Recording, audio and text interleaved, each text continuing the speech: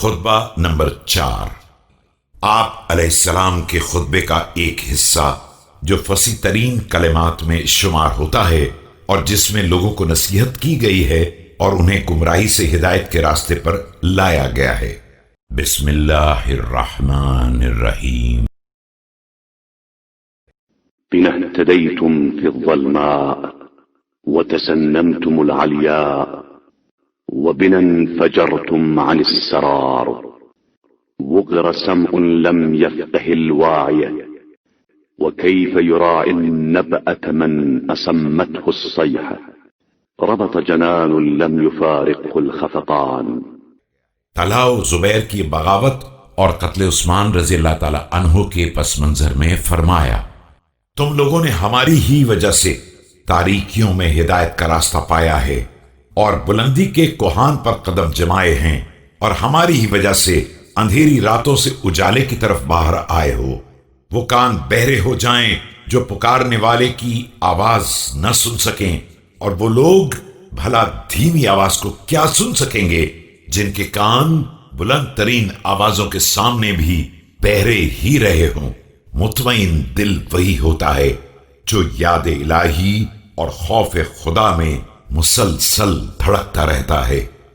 ما زلت أنتظر بكم عواقب الغدر وأتوسمكم بحلية المغترين حتى سترني عنكم جلباب الدين وبصرنيكم صدق النية أقمت لكم على سنن الحق في جواد المظلة۔ میں روز اول سے تمہاری غداری کے انجام کا انتظار کر رہا ہوں اور تمہیں فریب خوردہ لوگوں کے انداز سے پہچان رہا ہوں۔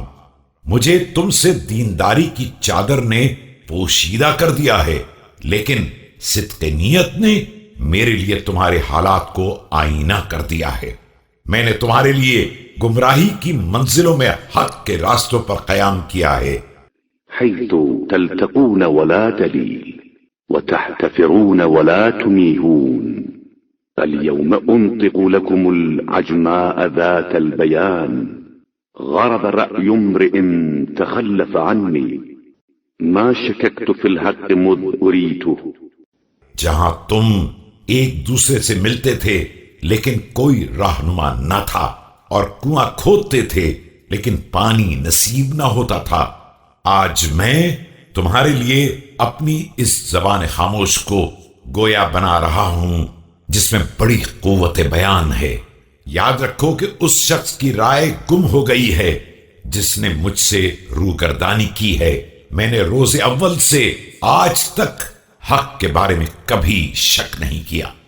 لم يوجس موسى عليه السلام خيفة على نفسه بل أشفق من غلبة الجهال ودول الضلال۔ اليوم توافقنا على سبيل الحق والباطل من وثق بماء لم يظمأ۔ میرا سکوت مثل موسیٰ ہے۔ موسیٰ کو اپنے نفس کے بارے میں خوف نہیں تھا، انہیں دربار فرعون میں صرف یہ خوف تھا کہ کہیں جاہل جادوگر اور گمراہ حکام عوام کی عقلوں پر غالب نہ آ جائیں۔ آج ہم سب حق و باطل کے راستے پر آمنے سامنے ہیں، اور یاد رکھو جسے پانی پر اعتماد ہوتا ہے وہ پیاسا نہیں رہتا۔